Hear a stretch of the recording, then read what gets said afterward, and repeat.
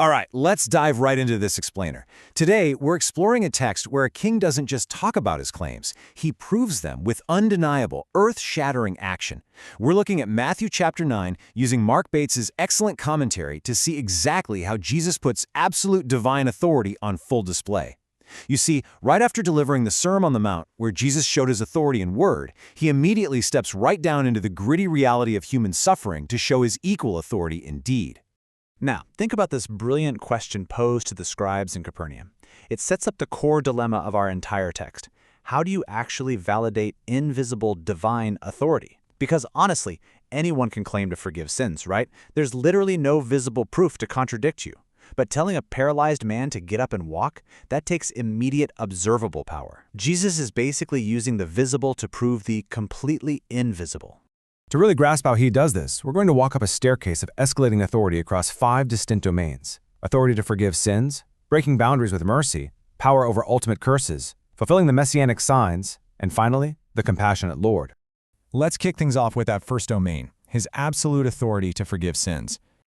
Picture this. A paralyzed man is carried in on a bed by his friends. Jesus sees their collective faith, and he does something totally unexpected. Instead of addressing the obvious physical issue, he goes straight for the man's ultimate spiritual need, declaring his sins forgiven.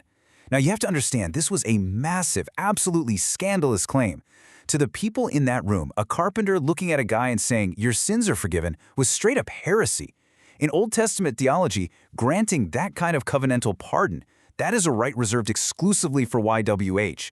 So he's not just playing the role of a prophet here, he is exercising a strictly divine prerogative.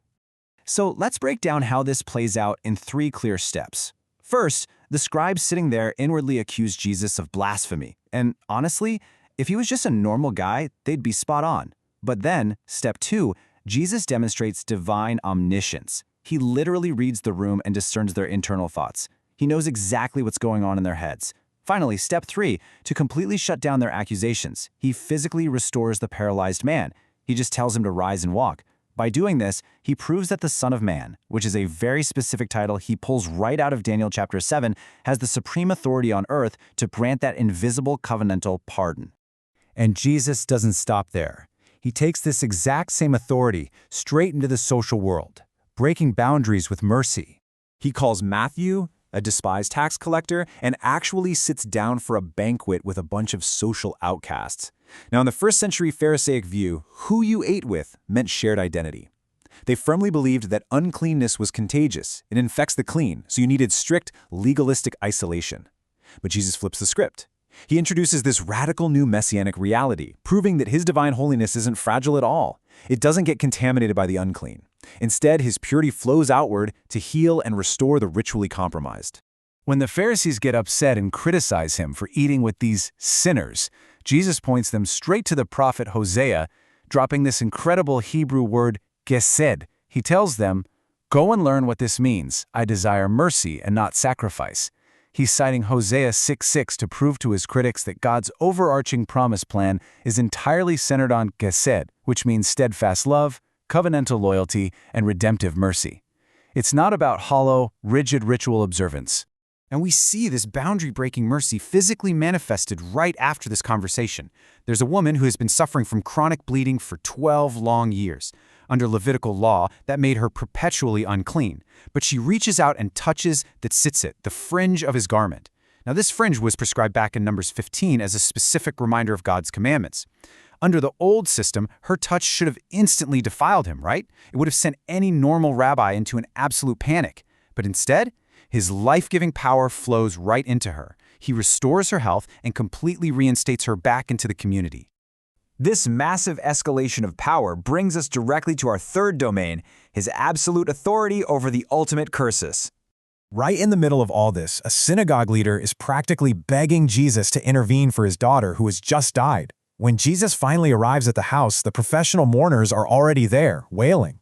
And Jesus does something so unexpected. He completely dismisses them with the shocking claim that the girl is merely sleeping. I mean, talk about a bold statement. To the natural eye, it's final, it's death.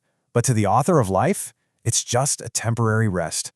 Then taking the deceased girl by the hand, which again, touching a corpse was considered a severe source of ritual defilement, he just resurrects her.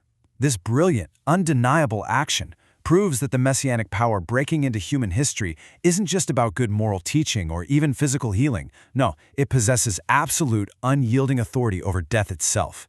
The ultimate curse is literally reversed at his touch.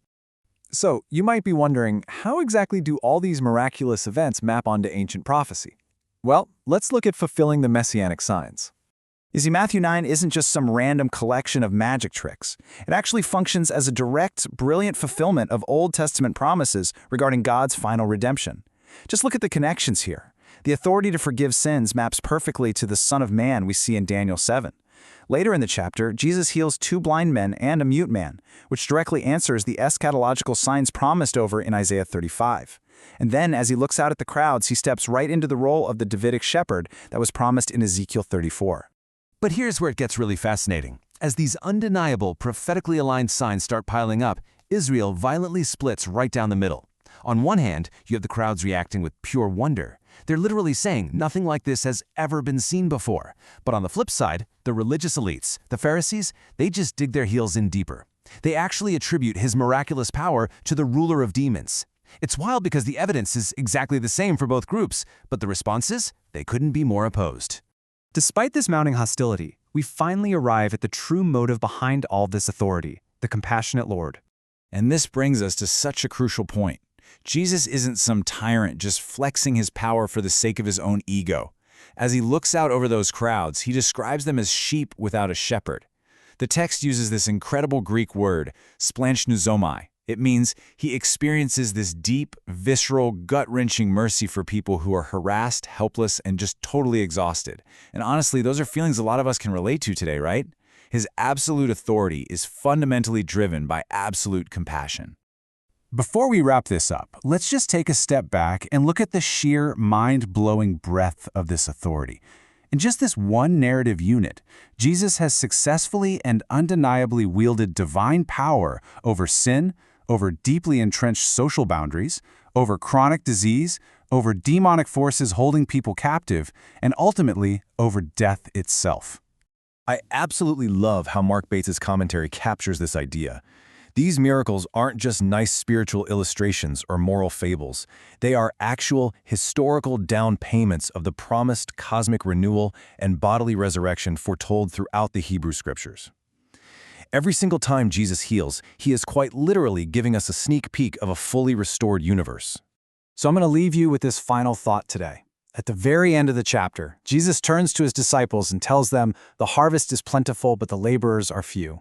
If this eschatological king's authority over life, death, and sin is this absolute, and his compassion for the helpless is this incredibly deep, how does that change the way we understand his mission today?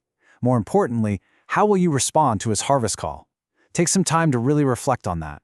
Thanks so much for joining me for this explainer.